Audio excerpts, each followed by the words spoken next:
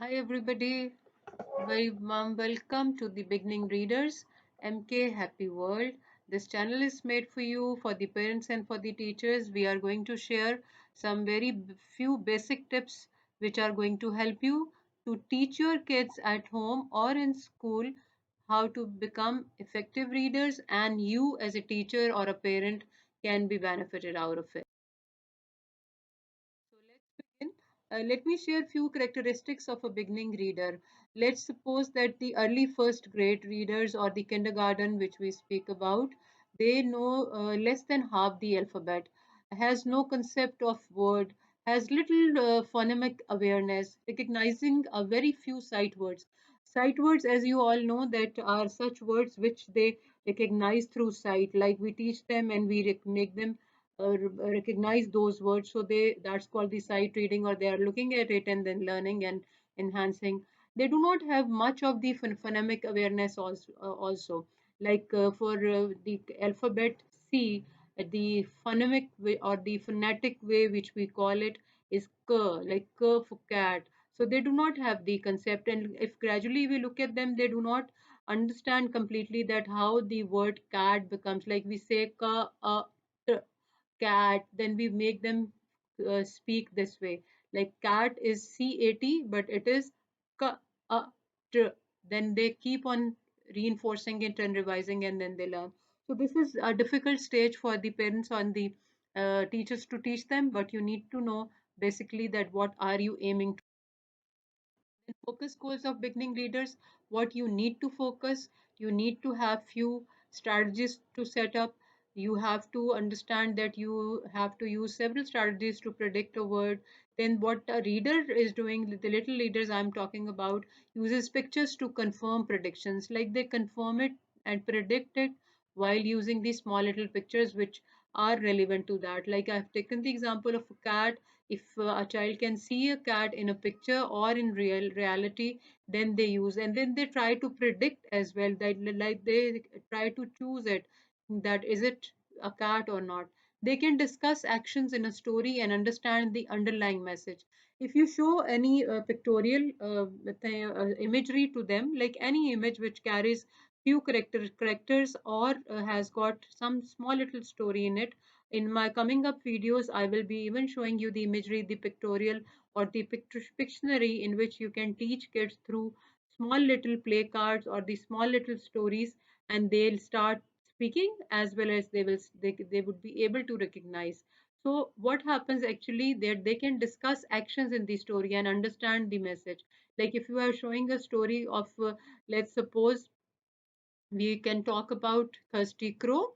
So, what is happening in that story? The pictorial or the pictures are showing a crow who is thirsty and trying to put the gravels into the pot to so that the water can rise up. They can understand the underlying message. They must would be saying, if you'll ask that what is there, so a kid might would be responding, the crow is trying to drink water. So you know the message is there. Habits of risk taking and of predicting and confirming words while keeping the meaning in mind are established. This is the stage when they are establishing meanings. They don't understand exactly, but they are trying to establish that what is under. Reading strategy goals are many, like once you are going to go into it. So learning to read, use these decoding strategies to help when you are reading. Hope over a hard work, then come back. Then does what you just read make a sense? Get your lips ready for the first sound. Look at the pictures for the clues. Like this clue thing works a lot. You can even use, any of the book which is lying beside your bed, the story book or something like that. Then you can give the clues so that the kid can make out and speak and write. Look for a chunk of words which will know, which you know, like hands. Hands had got chunk of words. Chunk, I mean to say, HANDS is the spelling of the hands. If I'm not speaking in phonics, so it is like that, but it has got another word in it which is and. Flip the vowel, long and short, a e i o u, these are the vowels.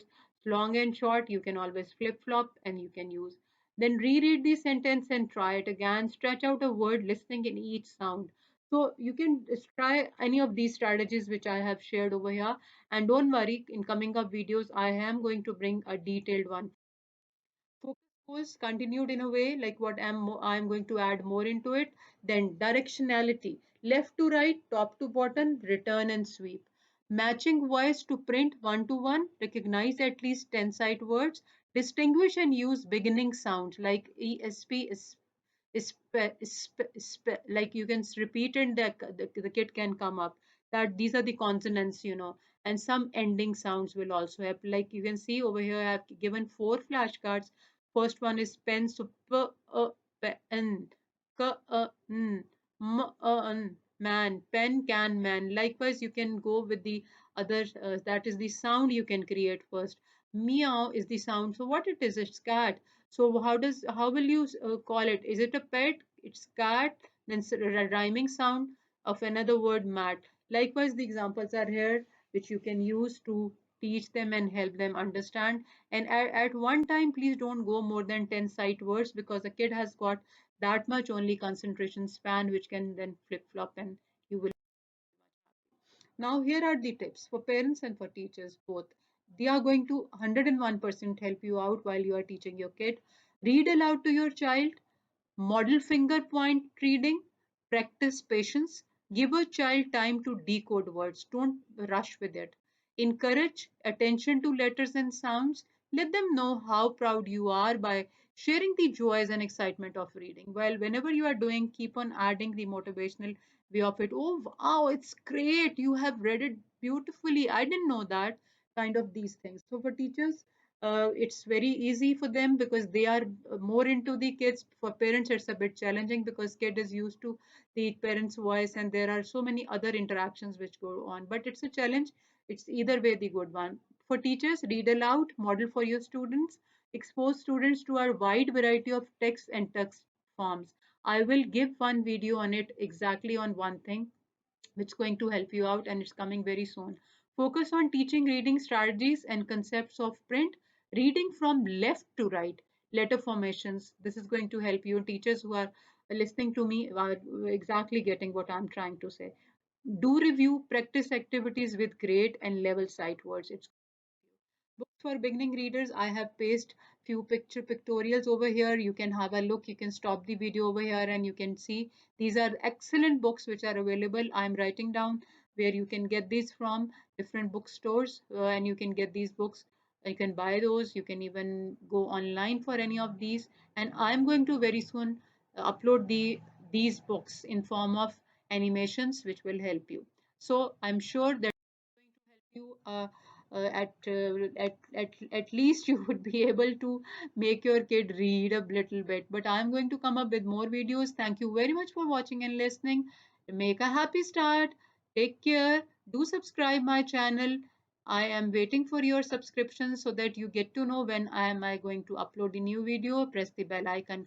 Do like and share the channel with your friends and with your family and let the kids read. Take care. Bye bye.